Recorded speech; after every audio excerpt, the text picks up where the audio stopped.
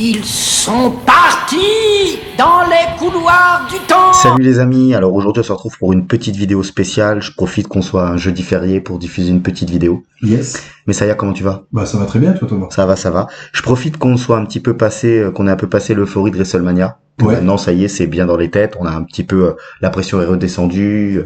Les gens sont moins dans l'euphorie. C'est le meilleur, c'est le pire, tu vois ce que je veux dire? Ouais. Et moi j'avais une petite question à te poser. Est-ce que pour toi, le match qu'on n'a plus le droit de parler, que la WWE ne parle pas, tu sais, ils ont fait les 50 meilleurs matchs Ouais, bah oui. et ils ont oublié un match.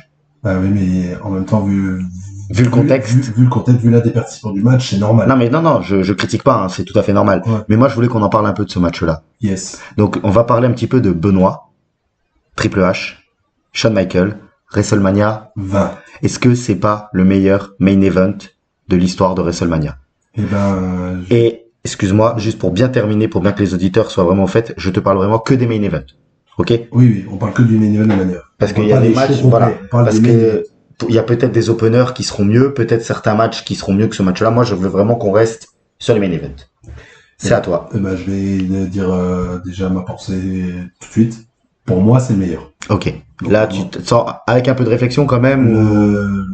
Bah vu que tu m'as donné comme ça s'appelle discussion d'insider, tu m'as donné le thème de l'émission avant. C'est vrai. Forcément, donc j'ai eu le temps d'y réfléchir Ouais. avant qu'on appuie le record. Parce que je pouvais pas te laisser comme ça. Il y aurait eu un blanc. C'est quand même un truc qu'il faut réfléchir un peu avant. C'est ça. Donc du coup, j'ai eu le temps d'avoir la réflexion et pour moi, oui, c'est le meilleur.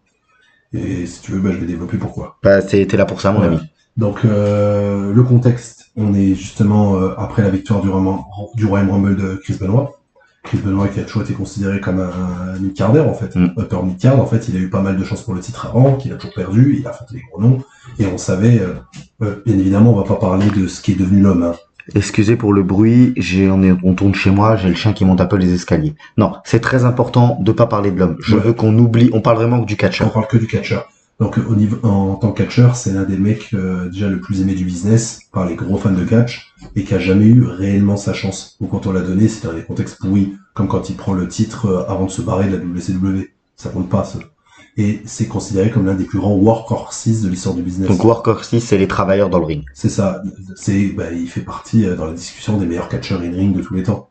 Mais à juste titre en plus. À juste titre, c'est le mec à tout donner pour ça, quoi. Moi, en tout cas, si on faisait un top 5 des meilleurs catcheurs in-ring, il serait pas cinquième. Hein. Ouais. Tu vois ce que pour moi, il serait très haut. Toujours, et comme encore une fois, il est normal que la WWE mette un voile sur lui, c'est normal. Oui. Parce que c'est logique, tu peux pas cautionner ce qu'il a fait, et heureusement. Oui, et moi je trouve ça, à l'époque peut-être en étant plus jeune, peut-être que je disais que c'est con qu'on disait et tout ça, mais maintenant que j'ai un peu vieilli, que j'ai eu aussi des drames dans ma vie, des trucs comme ça, je trouve ça normal. Bah, bien sûr. Le mec, en fait, vu ce que t'as fait, c'est normal qu'on te coupe ta legacy, en fait. Un jour, quand même, on se lancera peut-être dans une émission. Chris Benoit. Sur Chris Benoit. Là, on reste sur notre petit format court. Donc, il y a Chris Benoit dans ce match. Il y a Triple H. Triple H. Il y a Triple H qui est en plein règne de la terreur. Voilà. Alors là, on va pas revenir, sur règne de la terreur. Voilà. Et il y a pour moi, mon meilleur catcheur de tous les temps. Oui. Personnel. Oui. Bah, on sait que tu le dis souvent, ton catcheur préféré c'est Goldberg, mais ton catcheur in-ring préféré. Ah ouais, c'est Shawn Michaels. Goldberg, c'est plus pour ce qu'il dégageait, encore une fois, puis je vais pas revenir là-dessus. Mais ouais, Shawn Michaels, pour moi, ce mec-là. Et tu connais mon amour de ce mec-là aussi. Ah, c'est monstrueux. Moi, c'est l'un de mes meilleurs, c'est aussi un de mes catcheurs préférés. Il est dans le top 5. D'ailleurs, tu as beaucoup réfléchi un petit peu avant qu'on commence l'émission. Cette petite émission, ça va durer une dizaine de minutes, hein. C'est vraiment pour vous. Minutes, ouais. Moi, c'est parce que je vous conseille quand même d'aller voir ce match tant qu'il est encore visible. Oui. Parce qu'un jour ou l'autre, il le sera plus, je pense. Ah, c'est possible, ouais. Je pense qu'un jour, et donc, Triple H, Shawn Michaels, et Chris Benoit, WrestleMania 20. Et du coup, je reviens dans le contexte. Donc, du coup, on sentait qu'il allait y avoir un changement à WWE, comme je l'ai déjà répété dans d'autres de nos émissions, excusez-moi. Aux 10 ans de Mania, en général, ils font un truc où ils donnent le catcheur que les gens aiment. Vraiment, le workhorses, vraiment, ils donnent un vrai catcheur in-ring. Un feel-good moment. Un feel-good moment, mais avec un vrai catcheur in-ring. Oui. Pas un de leurs stars habituels. Comme j'avais déjà dit, Bret Hart au 10, Benoit au 20, Bryan au 30. Et Cody Rhodes, ça a un peu cassé le truc parce que c'est un peu différent. Mais il l'a eu après, et puis c'est peut-être pas plus mal pour la surprise qu'il l'ait pas au 40. Ouais, finalement. Qu'il l'ait pas au 39, tu veux dire. Au 39, pardon, et il l'a au 40, ouais, pardon. Donc vraiment pour faire un gros changement, un passage de flambeau. Et de l'avènement d'une nouvelle ère. Et du coup, ils ont voulu commencer, on en avait parlé plein de fois, donc je ne vais pas rentrer dans les détails. Ils pensaient à Benoît, et lui, il dit Hero. Donc du coup, l'histoire est belle. Il devait affronter juste Triple H en avait un de base. Et Triple H était le heel ultime. Donc du coup, c'était bien le babyface un peu underdog. Le mec a toujours bossé toute sa vie. Et bon, il a jamais eu sa chance. Il va affronter le despote, quoi. Donc pour l'histoire, c'est top. D'ailleurs, on sait qu'en backstage, ils ont rajouté Shawn Michaels parce qu'ils avaient peur que juste Benoît contre Triple H, ça délivre pas assez ou qu'il n'y ait pas assez de star power. Et tu avais aussi dit que il y avait un peu une peur, entre guillemets, tu penses que Vince McMahon a un peu peur que Triple H sabote le match et n'ait pas envie de catcher complètement face à Benoît. Ça c'est mon opinion. C'est ton avis, ce que t'avais dit. J'ai rien lu, mais moi c'est ce que je pense, parce que vu les derniers main events qu'il avait fait, ok, c'est le mec vendait, mais peut-être il s'est dit, là j'ai envie d'avoir un gros match, tu vas affronter un vrai catcher, surtout que Triple H, c'est lui qui a demandé d'avoir. C'est lui qui voulait Benoît, ouais. Donc du coup, je pense qu'il, même s'il l'avait affronté en AVR, il serait sorti les doigts. Et puis, vas-y. Ouais, non mais je dis, de rajouter Shawn Michaels dans le match, t'es sûr d'avoir une caution spectacle et in-ring assurée. Oui, bien sûr. Bien sûr, son surnom de Mr. WrestleMania, il l'a pas pour rien. C'est bien, je suis content parce que tu te fais une passe à toi-même. J'allais justement te dire que tu as, avant de me confirmer ce match-là, tu as aussi pensé à l'Iron Man. Avant de confirmer ce match-là. Bah oui, c'est ça, dans nos discussions, je pensais à l'Iron Man, où Shawn Michaels prend son premier titre à WrestleMania 12 face à Bret Hart. Donc en plus, deux des plus gros rivaux de l'histoire du catch. Match nul. Match nul. Qui est la meilleure idée de booking, tu penses? Pour moi, le meilleur Iron Man match, c'est le premier. Et comme j'avais dit, et encore une fois, je vais me répéter, Shawn Michaels, il a fait souvent les premières stipulations, et très souvent, c'est le meilleur. C'est ça qui est fou. C'est incroyable. Et l'Iron Man match, pour moi, c'est le meilleur booking ever, parce que les mecs, ils sont pas capables de se battre, donc ils font un match d'une heure, et ils vont à la mort subite. C'est pour ça que j'aime pas les autres Iron Man match où il y a des 5-4, des machins. Moi, j'aime bien. Les mecs, en fait, ils se sont préparés, même dans la storyline, ils se sont préparés. Parce que Bret Hart arrêtait pas de le dire en disant, l'Iron Man match, c'est une situation faite pour moi, parce qu'en fait, comme je suis le catcheur qui sait le plus économiser, qui a le plus de technique, qui a le plus de machin, c'est fait pour moi, alors que toi, Shawn Michaels, t'es flamboyant, tu n'arriveras pas à tenir le rythme. C'est vachement bien, ça. Et Shawn Michaels gagne le match, parce qu'en fait, il a fait du Bret Hart dans le match. Ça veut dire qu'en fait, il a tenu le rythme sur la longueur. L'histoire, elle est parfaite. Donc c'est pour ça que c'est un très très très bon main event.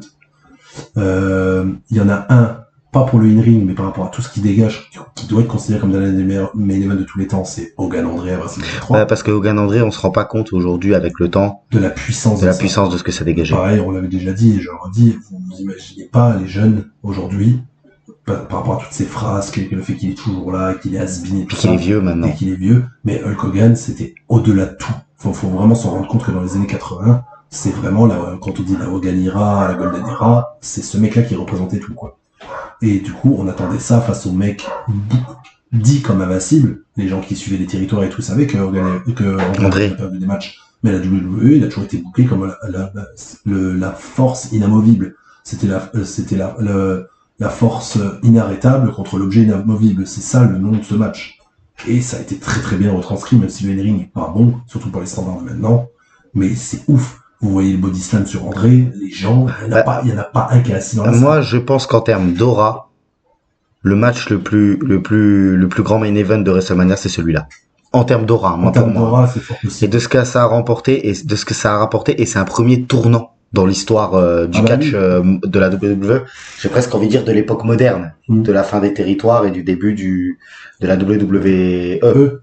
Pour moi, ce match-là est énorme. Après, in-ring, je suis comme toi. C'est le triple threat. Ouais, le triple threat. Et l'autre match que j'avais considéré... Taker, Shawn Michaels à WrestleMania 26. Je sais que beaucoup... là, il y a eu... Encore Shawn Michaels, évidemment. Beaucoup de gens, et surtout même la WWE eux-mêmes, quand ils ont fait leur classement, leur meilleur match de WrestleMania, ils ont mis WrestleMania 25. Je sais que les gens ont un amour incroyable envers ce match. Moi aussi, bien évidemment. Surtout que j'attendais un Shawn Michaels Taker depuis 97, en soi. Que j'ai pas connu à l'époque, mais que j'ai connu assez vite. Et j'attendais que les deux se réaffrontent. Donc du coup, quand il y a eu l'annonce de ce match, j'étais comme un ouf. Et moi, j'ai pas été déçu. Les gens s'attendaient pas à une dinguerie absolue, mais on était dans le nouveau Taker qui avait déjà fait des dingueries avant, et que Shawn Michaels, il continuait sur sa greatness. Forcément, ça a cliqué parfaitement. C'est quoi, Shawn Michaels, peut-être son moins bon match à WrestleMania après son retour en 2002, c'est finalement face à Vince McMahon, qui est un match très bien en fait. Ouais, c'est ça, et c'est quand même bien. Et c'est super ce match, c'est très divertissant. C'est pour vous montrer l'aura. De toute façon, émission de Shawn Michaels qui va arriver très rapidement. Yes. Et du coup, mais moi, je préfère le 26 par rapport à la symbolique, parce que d'une, ils sont en main event. Donc c'est pas un match que les gens s'attendaient pas à ce que ce soit aussi bon et qu'en plus ils bousillé le main event des autres. Là, ils se sont dit en main event parce que c'est la streak contre la carrière. Et c'est le dernier match de Shawn Michaels. Le dernier match de Shawn Michaels. C'est le dernier. Ah non, mais on parle. Il s'est passé quelque chose en Arabie Saoudite, non, hein. Non. On n'en parle pas. Et moi, je préfère ce match-là parce qu'on voit Shawn Michaels beaucoup plus hargneux. Là, ils sont toujours compétitifs, mais là, il a une revanche à prendre, donc on le voit dans le storytelling du match. Il a de la défiance tout le long envers l'Undertaker, et même l'Undertaker est désolé à la fin. Et que Shawn Michaels est obligé de faire l'arrogant, de lui dire vas-y, achève-moi pour qu'il l'achève. Et le tombstone de fin, pour moi, c'est le meilleur tombstone de tout. Et il le plante dans le ring, non? Bah, il saute. Ouais, c'est ça. Là, alors que l'Undertaker saute jamais quand il fait son tombstone, et là, il saute, il le plante dans le sol, c'est génial. Ouais, Donc, je préfère le 26.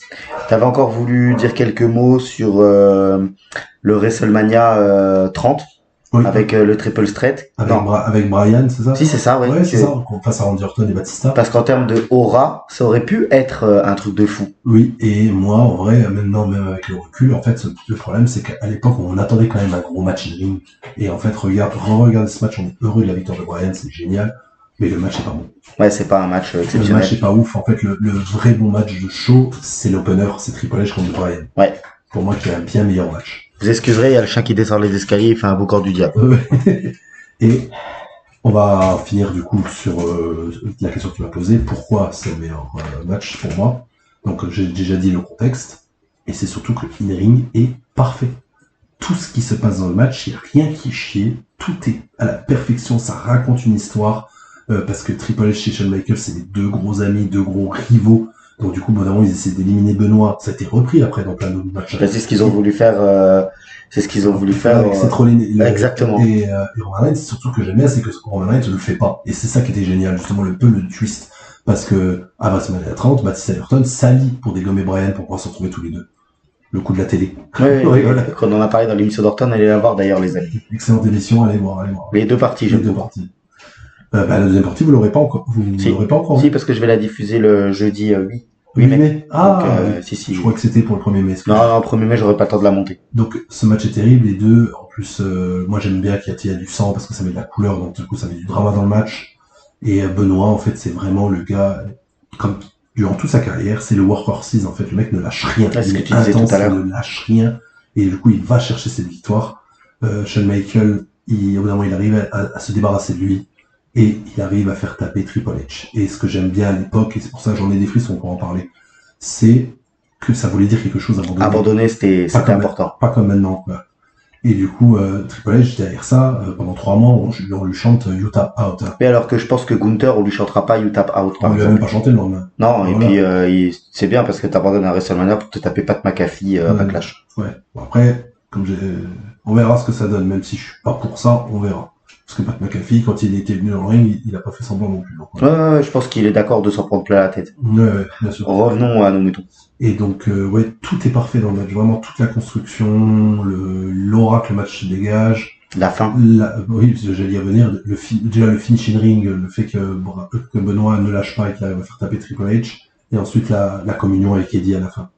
Qui est aussi belle que tragique avec ce qu'on sait maintenant. Ah, de toute façon, si malheureusement, Chris Benoît, malheureusement, si Benoît était décédé d'un accident de voiture, d'une crise cardiaque et qu'il n'avait pas fait ce qu'il a fait à côté, pour moi, ce serait mon moment préféré de l'histoire. Ah oui, c'est ça. Les deux dans le ring, mais quand tu sais la dramaturgie derrière. Mais là, du coup, la dramaturgie qu'il y a eu, en fait, ça fait mal au cœur, en fait. Il faut la regarder sans regarder l'homme. Je sais que c'est dur, hein. Ouais. Sans s'imaginer ce qui s'est passé après. Mais vraiment, on va finir là-dessus. On va finir juste un tout petit point avant que tu... Alors, finis sur ce match-là et après j'aurai une dernière question à te poser. Non, parce que moi je voulais terminer l'émission. Ouais. Juste faire un dernier truc, sur les gens qui vont nous parler de The Rock, de Cody Rhodes, de Roman Reigns, avec la prise de titre de Cody Rhodes. C'est aussi un grand moment. Ça aurait pu être aussi l'un des meilleurs main events. Mais comme tu t'es souvent répété, c'était pas le Taker qui devait venir. Pour moi, ça s'est joué à un stunner. Bah, si c'était l'abri de glace et un stunner, on pourra en parler comme l'un des pour moi, là, grands moments de j'aurais eu des frissons. Ouais. Mais je pense que je serais devenu fou. Parce qu'en fait, le niveau de star power de ce match, même si c'est que du l'overbooking et tout ça, avec le in-ring, entre guillemets, moyen, en fait, il y a tellement de star power, tellement d'aura dans l'ère moderne qu'ils ont galéré à ravoir. Parce que toute la période 2010, je rappelle que le star power, ça s'endormait quand même. Il y en avait des stars, mais ça s'endormait. Alors que là, ils avaient réussi à recréer un engouement où les fans voulaient vraiment Cody Rhodes. Donc, il manquait Austin, en fait. Ouais, moi, c'est ce que je l'ai déjà dit. Et je te raconte pas, mais ça, on en parlera une autre fois, un autre jour. quand je l'ai vu revenir à ce WrestleMania. Ouais. Bref, Messiah, je te remercie. Je t'en prie. On est sur une petite quinzaine de minutes. Alors moi, les amis, ça va être une émission, je pense, très facile à écouter. Nos meilleurs main events de WrestleMania, avec en point d'or le Triple Threat. Si vous êtes intéressé Et par... allez voir ce match vraiment. Ouais, ça c'est pas galvaudé, hein. Oui. Allez-y vraiment. Et si vous êtes intéressé pour que de temps en temps, on vous fasse, alors pas récurrent, mais peut-être 1 ou 2 fois par mois, de temps en temps, puis 1 fois 1, 1 fois 2, sur ce petit concept de format court, et ben, ce sera avec grand plaisir. Avec un petit sujet cool comme Voilà, celui-ci. c'est ça. Même si ça n'empêche pas qu'une l'émission sur Shawn Michaels, on reparlera forcément de ce match. Évidemment. Merci. Je t'en prie. Ciao, ciao. Salut.